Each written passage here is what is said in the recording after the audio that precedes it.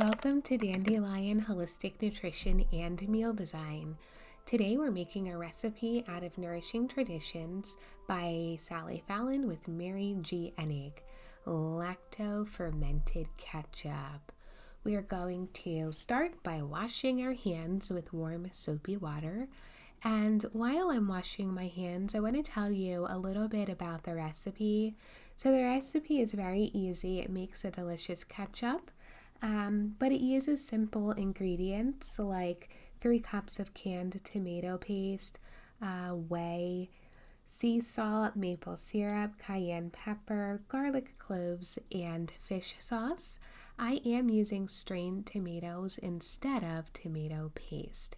So I'm drying my hands now and I'm placing my glass bowl. This glass bowl and a wooden spoon are the things that I like to use when I'm making lacto-fermented foods.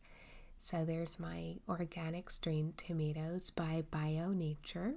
I can actually open the jar. This is a huge deal. So I'm now pouring the tomato sauce or strained tomatoes, whatever you want to call it, into my glass bowl. And I'm now going to add the tomato paste. As I mentioned, the recipe calls for 3 cups of tomato paste, but I like to use the strained tomatoes and about 7 ounces of tomato paste. It's a looser consistency, but I like it.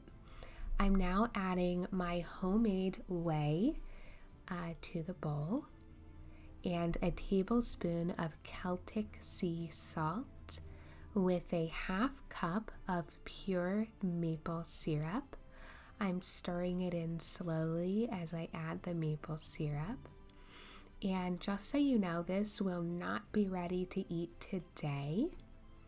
It has to sit out for a couple of days. I'm mixing it well as I add the ingredients. Now there's a 1/4 teaspoon of cayenne pepper and 4 garlic cloves. So the recipe actually calls for 3 garlic cloves that are peeled, of course, and minced. I'm putting them in my garlic press. I'm turning the cork or the screw, the plunger, whatever you want to call it, and it is pressing the garlic slowly. And eventually it is going to press it hard enough like it is now and it's going to come out at the bottom into my bowl just where I want it. I just keep turning and turning and the garlic is falling out. Garlic has wonderful properties. It's antiviral, antifungal, and antibacterial. Now I'm going to stir it in again along with the pepper just to get it all mixed in well. Like I said, I will stir this several times as I'm making it. And I am now getting ready to add the fish sauce. I use Red Boat fish sauce. You can make fish sauce for this recipe, but I prefer to buy it. Right now, eventually, I will get into making fish sauce of my own. So all of the ingredients are added. I stirred it very well, and now I'm adding it to a clean mason jar. This is the largest mason jar, and I'm adding it in very carefully.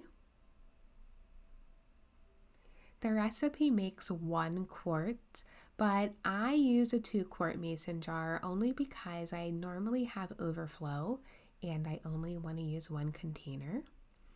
Now I'm putting the lid on. Now this has to sit out on the counter for 2 days. It is not ready today again. So I'm going to show you what it looks like when it's all done. This is a different batch.